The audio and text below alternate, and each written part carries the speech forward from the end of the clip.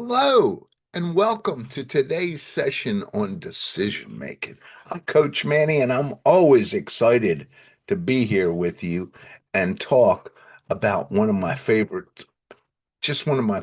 things, which is decision making, and specifically how the leadership today has to make decisions.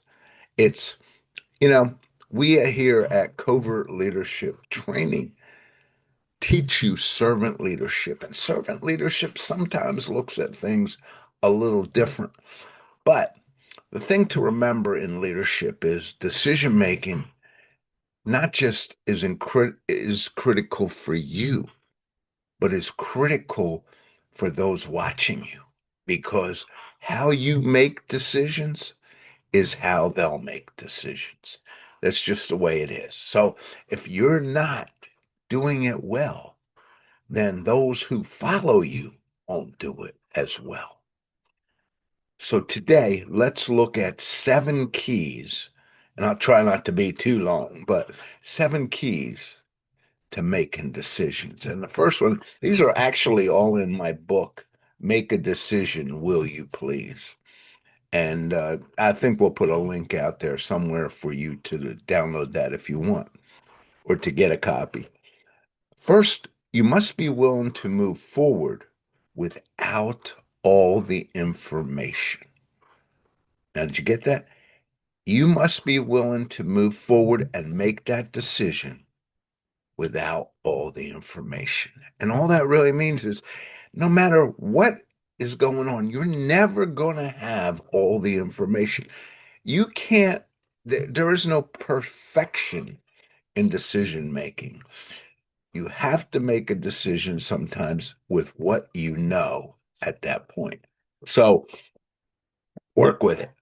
Number two, you must be able to handle the flack that occurs because of the decision you made. Let's be realistic. There's always going to be people who like it, and there's always going to be people who don't like the decision you make. No matter, sometimes we make decisions, we think this is the best decision ever. Everybody's going to love it. It's not going to happen. You can make a decision to put out a bonus this year, and some people are going to say, well, it's probably not going to be enough. So just get used to it. We're going to have some flack. Number three, you might be unpopular in the short run. Remember, great leaders aren't necessarily always popular in the short run, but they are more popular in the long run.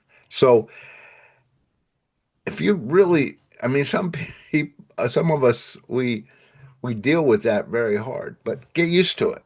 You know, it's just, again, just like flack occurs, okay? So unpopularness occurs as well.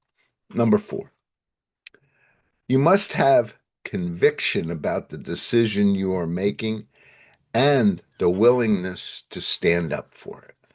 Bottom line is, you got to make the decision, and yeah, you have to feel it in here, okay? That feeling may not necessarily always be great, but you got to come across with the conviction that you are behind this decision. Number five, time's not always on your side. You might have to just decide now. And that really makes some leaders a little nervous because they don't want to do it right now. But the bottom line is you got to make a decision today, or you got to make a decision in the next hour, or you got to make the decision right now.